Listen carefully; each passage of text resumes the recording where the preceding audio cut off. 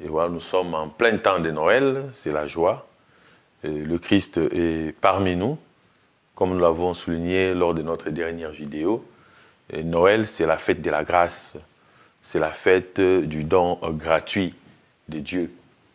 Et voilà, le dimanche qui vient, nous allons fêter la très sainte famille de Nazareth. Il serait important pour nous aujourd'hui de réfléchir et de méditer sur ce thème de la famille. Dans la sainte famille de Nazareth, nous avions Marie, Joseph et Jésus. Et par définition, si je dois partir de cette famille de Nazareth, nous dirons que la famille, c'est cette composition de papa, maman et les enfants. Mais si on regarde de près cette famille de Nazareth, nous découvrons que Joseph est le père adoptif de Jésus. Donc, nous pouvons aussi nous dire simplement que, parlant de la famille, il y a deux types de familles. Ça peut être la famille par lien de sang, ou ça peut aussi être la famille par alliance. Parce que Joseph forme la famille avec Jésus et Marie par alliance. Et dans notre vie quotidienne, c'est vraiment important de prendre cela en compte. Et on est familier avec quelqu'un, pas seulement parce qu'on est du même sang, mais on peut être familier parce que, par alliance, parce qu'on partage la même idéologie, parce qu'on a une même vision des choses. Et même dans des congrégations, on parle de la famille religieuse. Et ce sont des gens avec qui on ne partage pas les mêmes groupes sanguins. Mais on est en famille. Et pourquoi? Parce que nous avons la même vision. Et quelqu'un peut aussi déserter la famille, c'est-à-dire en n'ayant pas la même vision de la vie que les autres. Donc on peut s'excommunier d'une famille. Et là, c'est pour essayer de nous éclairer en ce qui concerne surtout les états de vie. Parce que parfois, facilement, on trouve une personne qui n'est pas vraiment satisfaite du fait qu'elle n'est pas mariée, ou bien du fait encore qu'elle n'a pas d'enfant, du fait encore qu'elle vit une vie différente de ce que exige la société. Mais je pense, en ce jour où nous méditons sur la famille, nous devons comprendre qu'il y a plusieurs types de familles. Il y a plusieurs types de familles. Et ce qui compte dans tout cela, c'est vraiment l'épanouissement de l'humain. L'épanouissement de l'humain. Il y a de ces enfants qui ne sont pas nés ou bien qui n'ont pas grandi dans un contexte où il y a papa, maman, mais qui sont très épanouis aujourd'hui, qui sont très vivants, et sont des enfants qui sont actifs et qui connaissent même le sens du bien. Et par contre, on peut trouver d'autres enfants qui ont grandi dans une famille où il y a papa, il y a maman, et il y a les grands frères, il y a les grandes sœurs, il y a les petits frères, les petites sœurs. Mais on sent que l'enfant a carrément manqué d'amour, il a carrément manqué d'affection. Et cela se répercute à travers son comportement, à travers ce qu'il fait tous les jours. Et parlant de la famille, nous pouvons aussi dire que la famille, c'est une succession des individus, bien, de descendance.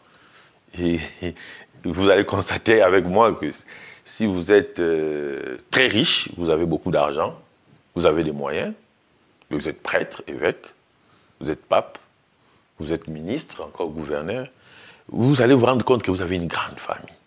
Vous avez une grande famille parce que tout le monde va se déclarer de votre famille. Hein, et il y aura des explications du type, vous voyez, ce ministre-là, son petit frère, et la maman de son petit frère, et son cousin, celui avec qui ils étaient à l'hôpital, sa tante, et maintenant la voisine de sa tante, quand elle allait à l'école, la maman qui lui avait servi le beignet, ma mère. Voilà, on va formuler, on va donner un schéma juste pour montrer le lien de parenté. On va forcer même l'atterrissage. Mais si on est pauvre, on est malheureux, on se rend compte que la famille devient vraiment restreinte. Vraiment restreinte. Et on a juste son petit frère, sa petite sœur, on a juste sa mère, on a juste son père. Et la famille devient restreinte. Et ça rétrécit encore davantage, où on voit des parents qui abandonnent ou bien qui n'acceptent plus leurs enfants parce que l'enfant ne répond pas à ces critères ou bien l'enfant n'a pas d'argent. Et si l'enfant avait des moyens, il devient vraiment quelqu'un de la famille. Donc vous comprenez que cette succession, cette suite de générations est parfois au niveau psychologique. Et c'est nous-mêmes qui nous disons appartenir à une famille. Et vous comprenez avec moi que appartenir à une famille peut dépendre aussi d'une décision personnelle, en dehors de ce que la loi établit. Et je peux décider de ne plus appartenir à une famille. Je peux décider de ne plus appartenir à un groupe. Je peux décider de ne plus appartenir à un parti politique. Et ça dépend vraiment de la décision personnelle. Et voilà pourquoi nous, comme êtres humains, nous devons apprendre à faire le choix de ce que nous voulons réellement vivre. Mais je pense qu'il est important de comprendre que tous nous sommes une famille. Parce que si on doit aller au sens large du terme, nous avons une même origine. C'est Dieu qui nous a créés. Et c'est Dieu qui a créé le ciel et la terre. Donc nous sommes membres d'une même famille. Et ça rejoint ce que j'ai dit lors de la dernière vidéo. Les frontières ne sont que les cicatrices de l'humanité. Mais au fait, nous sommes un, nous sommes humanité. Et voilà, chacun de nous doit chercher à être épanoui dans son milieu de vie, à être épanoui dans la famille qu'il forme. Mais nous pouvons nous poser la question, comment être épanoui si on vit seul, on n'a pas une famille proche, même pas une famille éloignée, et surtout quand on a très peu d'amis. Et au départ, on peut être fort, on peut faire l'effort de surpasser cela. Mais je pense qu'il faudrait faire un effort de rejoindre les associations d'intérêt, où vous avez le même centre d'intérêt. Je peux rejoindre un club de sport, je peux rejoindre un groupe WhatsApp, un groupe Facebook, je peux rejoindre un groupe de lecture, je peux rejoindre une association pour aider les orphelins, je peux rejoindre une association spirituelle ou encore caritative, je peux rejoindre un groupe de gens avec qui nous pouvons partager quotidiennement.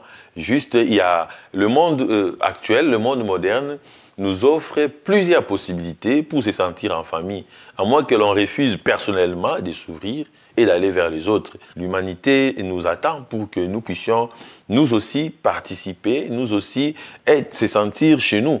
Et le fait même de se sentir chez soi sur la terre, je pense que c'est un élément important qui doit nous permettre de nous sentir heureux.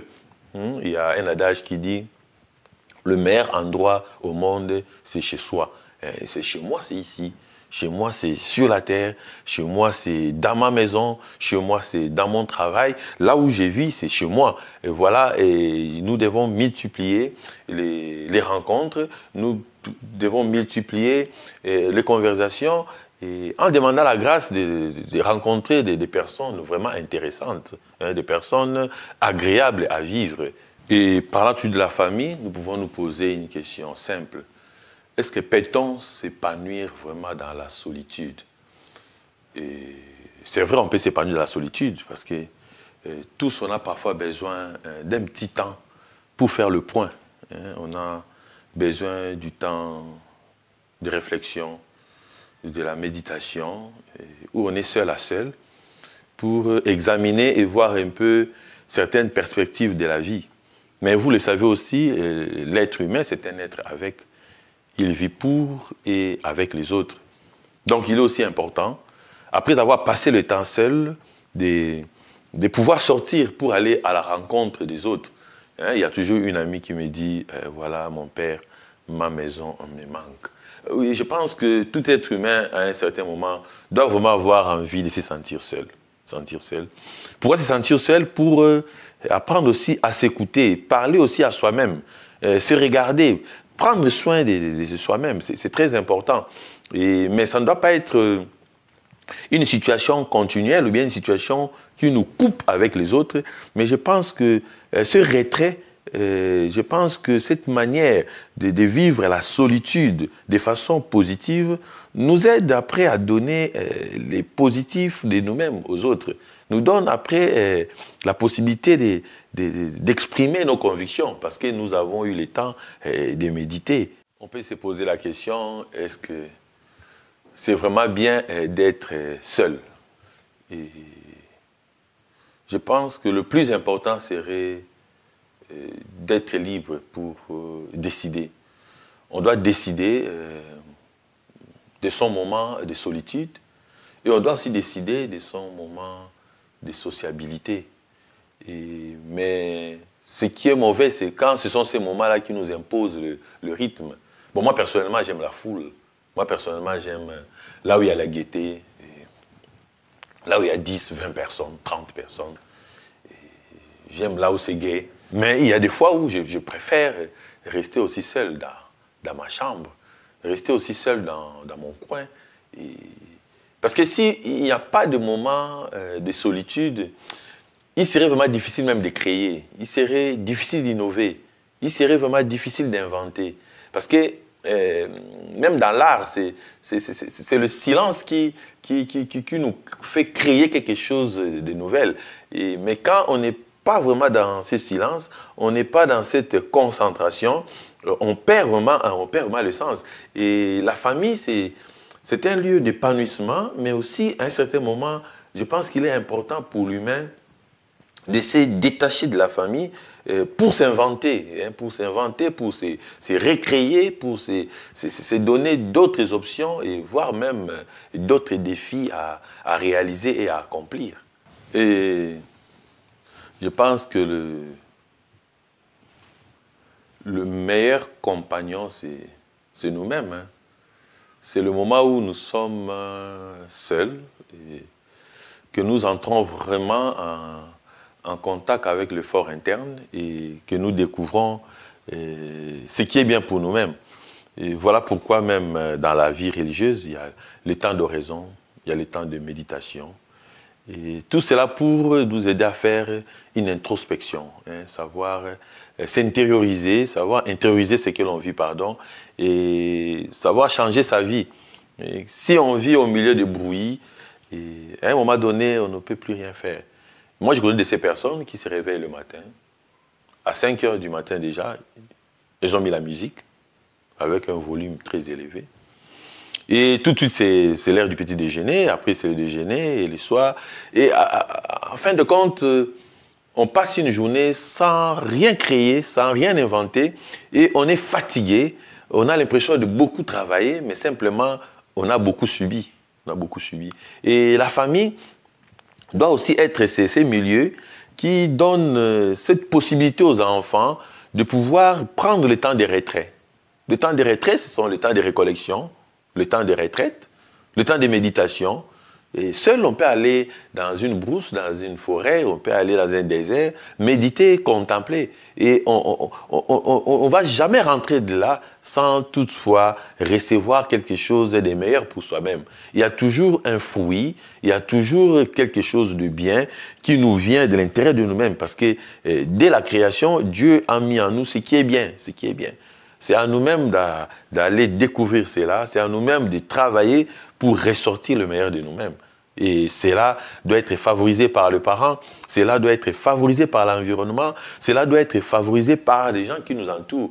Mais parfois, nos propres amis, nos propres parents ne nous aident pas à pouvoir intérioriser notre vie. Et on a l'impression que c'est lui ou celle qui se retire de temps en temps pour prier, ou bien pour rester seul, c'est vraiment une mauvaise personne. Et parfois, on les traite même des sorciers ou des sorcières. Il faut une délivrance. Mais moi, je pense qu'il ne faut pas trop aller en besogne. Nous avons des moines, nous avons des carmélites, nous avons toutes ces personnes qui ont choisi la solitude, qui ont choisi une vie de mortification, d'ascèse.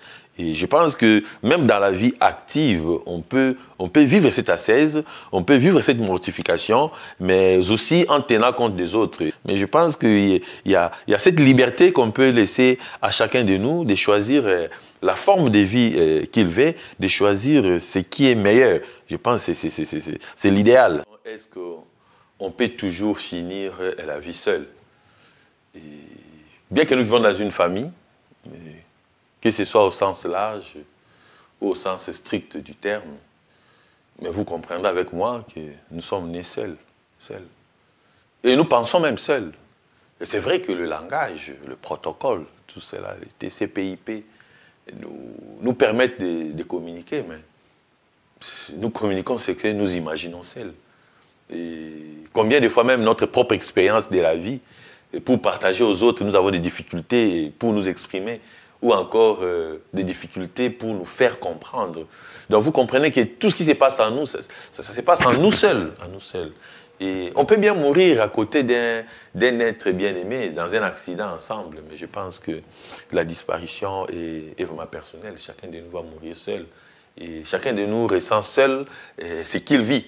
Les autres peuvent compatir, mais ils ne vivront jamais ce que nous sommes en train de vivre. Et si vous m'écoutez, je ne vais pas écouter à votre place. Et vous n'allez pas parler à ma place. C'est-à-dire que chacun fait ce qu'il a à faire. Et chacun occupe un espace bien distinct pour lui. Chacun est unique. Et voilà pourquoi chacun est seul. Et c'est vrai. Et la société moderne, de plus en plus, nous détourne de cette solitude. On nous plonge dans un monde de bruit.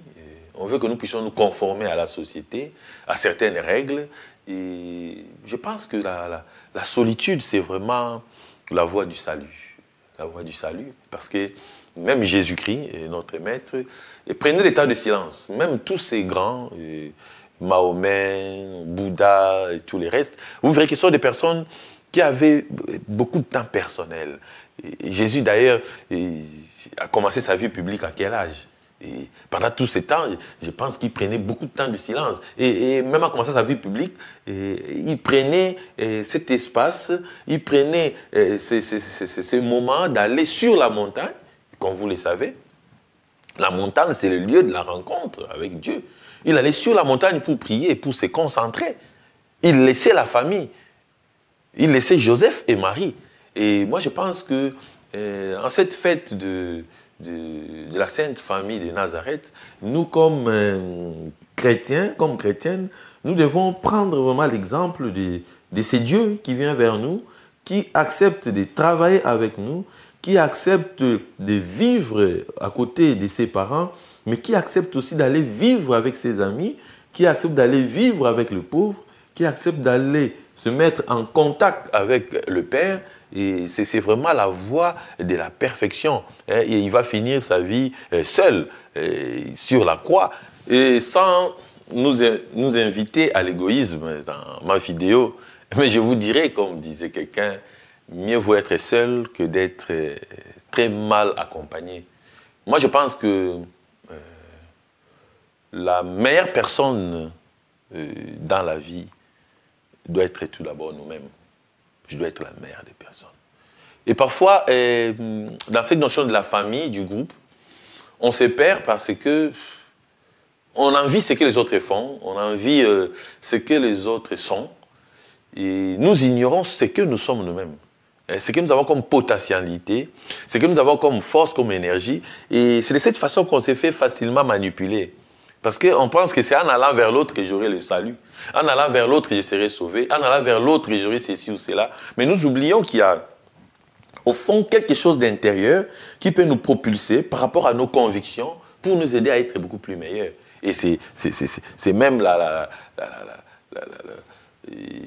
spiritualité de la guérison intérieure, c'est-à-dire guérison intérieure, miséricorde et partage, donner à l'homme cette capacité d'intérioriser ce qu'il vit, l'orienter et lui donner la possibilité de prendre des bonnes décisions. Et nous sommes souvent très mal accompagnés, très mal aidés, simplement parce que les personnes que nous rencontrons visent leurs propres intérêts. Ils ne visent pas notre intérêt. Ils profitent de notre faiblesse. Nous sommes dans un monde rempli de méchanceté, un monde rempli de mensonges, où à un moment donné, il faut savoir prendre du recul. Prendre du recul. Si vous ne prenez pas du recul, vous allez vous retrouver nulle part, à un moment donné, sans issue. Et ce sont les mêmes personnes que vous avez aidées qui vous diront, mais celui-là avait de l'argent, il avait des moyens, qu'est-ce qu'il a fait de son argent? Maintenant, il commence à se plaindre. Mais pourtant, tu as passé tout le temps à les aider. Donc, il y a cette prise de conscience qui doit vraiment nous habiter pour que tous ensemble, chacun, par rapport à ce qu'il a vécu de l'intérieur de son cœur, nous puissions créer un monde nouveau, un monde plus merveilleux et un monde où les êtres sont vraiment épanouis. Et une petite question encore qui peut nous habiter, est-ce qu'on est mieux quand on est seul ou bien quand on est à deux? Mais je dirais que c'est un grand plaisir de vivre avec une bonne personne. Hein. C'est un grand plaisir de vivre avec des gens qu'on aime. C'est un grand plaisir d'être entouré, c'est un grand plaisir. Mais je dirais aussi c'est un grand plaisir d'être indépendant. Parce qu'il y a parfois une grande confusion entre vivre ensemble et la dépendance. Et facilement, vous verrez dans une famille, dans une société, on dit, bon, vivons ensemble, communiquons-nous et aidons-nous mutuellement.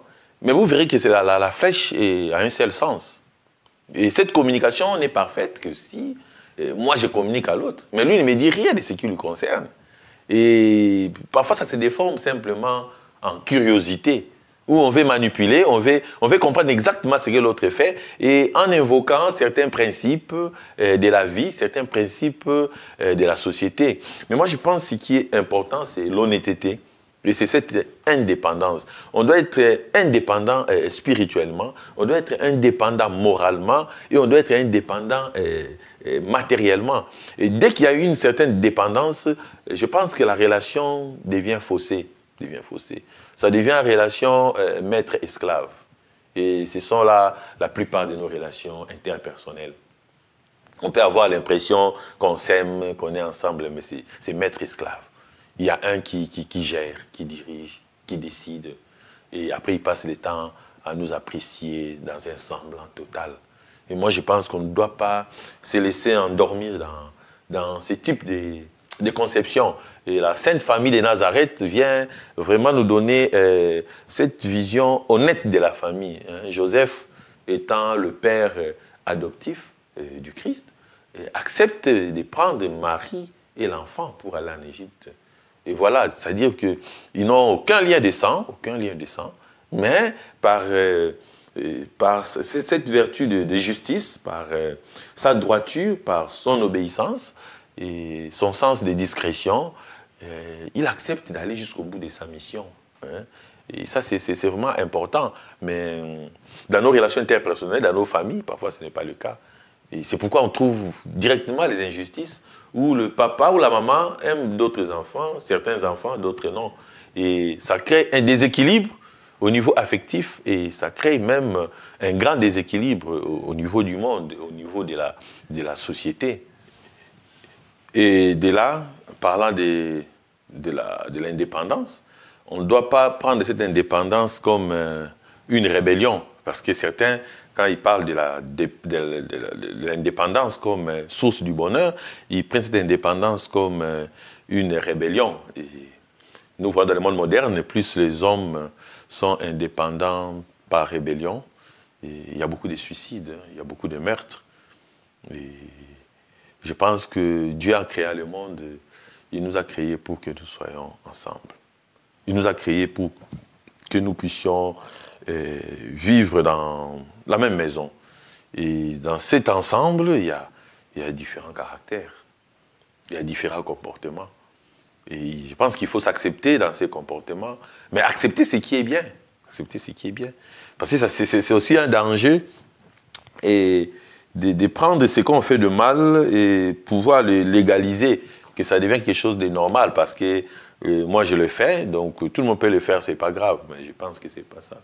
Nous devons suivre la voie de l'excellence, c'est-à-dire la voie de Dieu, et qui nous a créés comme un seul corps.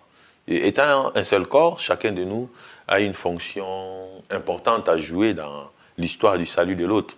Donc, bref, nous sommes interdépendants. Et cela doit être vraiment de façon équilibrée et honnête, comme je viens de le souligner tout à l'heure. Ça ne doit pas être une interindépendance où il y a un maître qui domine sur un esclave. Non, non, ça ne doit pas être comme ça. Et le Christ même dit, soyez des serviteurs.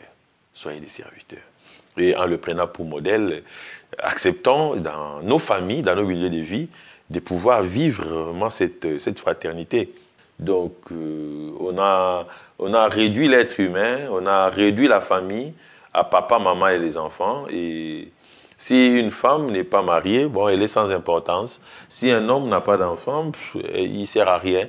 Et voilà, nous ignorons tous ces états de vie que le Seigneur nous propose, que Saint Paul nous propose. Et d'ailleurs, tout n'est pas écrit dans la Bible. Et il y a des choses qui nous arrivent dans la vie qui ne sont pas nécessairement dans la Bible. On ne va pas vivre dans la Bible, nous vivons dans le monde. Et la Bible nous aide justement à pouvoir comprendre, à pouvoir contextualiser et à pouvoir choisir ce qui est bien pour nous. Donc, la Sainte Famille de Nazareth est un foyer qui doit vraiment nous éclairer, que ce soit dans une famille biologique ou dans une famille par alliance. Et le plus important est de jouer mon rôle, le plus important est de me sentir épanoui, le plus important est de vivre cette joie intérieure qui est différente du plaisir, bien sûr. Dans Genèse chapitre 2, verset 18, il est écrit « Il n'est pas bon que l'homme soit seul. Je vais lui créer un être semblable à lui pour qu'il soit bien. » Et on nous dit encore plus loin « Homme et femme, il les créa. » On n'a pas dit homme et homme, il les créa, ou bien femme et femme, il les créa. Il dit homme et femme, il les créa. Donc vous comprenez que l'homme, Dieu nous a créés pour vivre ensemble. Pour vivre ensemble. Et le vivre ensemble, si deux hommes doivent vivre ensemble, ce n'est pas pour se marier. Ce n'est pas pour se marier. On se marie homme et femme, et non homme-homme. Et non encore femme-femme. Et il ne faut pas trop vite adopter la contre-nature de cette manière. Ce n'est pas très prudent. Mais je pense que ce qui est essentiel pour nous, c'est de vivre ensemble, pour nous découvrir aussi. Parce que comment je saurais que j'ai mal agi ou bien il y a quelque chose qui me manque si je n'ai pas un modèle en face de moi. Le retrait dont je parlais au début, c'est un retrait personnel qui nous permet d'aller communiquer avec l'autre. Un jour, j'ai fait un voyage, un long voyage. Et au retour, bon, en allant d'abord, j'ai appelé un monsieur, un papa que je connais très bien. Et je lui ai dit, bon voilà, je voyage, je sors du pays. Et il me dit, mais attention à la frontière, comme tu vas par voiture, c'est pas facile. Et je suis rentré vers 21h, j'ai traversé la frontière, pas de problème, je suis rentré à la maison. Vers 22h, mon téléphone sonne et c'est ce papa qui m'appelle pour me dire, Père, je voulais me rassurer si vous êtes rentré. Et j'étais content. C'était plus qu'une prière pour moi. Et de savoir que quelqu'un pouvait s'intéresser, de savoir si je suis bien rentré. Et pour moi, c'était plus qu'une prière. Et je me suis dit, même si ses papas n'avaient pas prié ce jour-là avant de dormir, et ça c'était déjà une prière.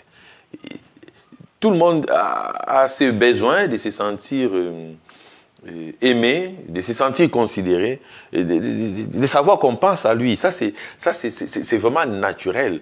Et nous devons le faire dans le bon naturel, hein, et pas dans le mauvais naturel, parce que le mauvais naturel, c'est obéir à nos caprices. C'est parfois obéir à ce qui n'est pas bien, à ce qui est bizarre. Voilà, nous allons demander au Seigneur de nous aider à ce que la famille soit vraiment pour nous une réalité vivante. Et qu'à travers la prière, nous puissions nous rendre disponibles et que nous puissions être vrais dans nos familles. Parce qu'il y a même des enfants qui sont découragés de vivre en famille, simplement parce que le cadre ne leur offre pas ce qui est nécessaire, ce qui est important. Et ce qui est important, ce qui est nécessaire dans une famille, c'est l'amour. Là où tu trouves l'amour, c'est là où se trouve ta famille. Je vous dis merci et à la prochaine. Joyeux Noël et bonne année 2024. Ciao.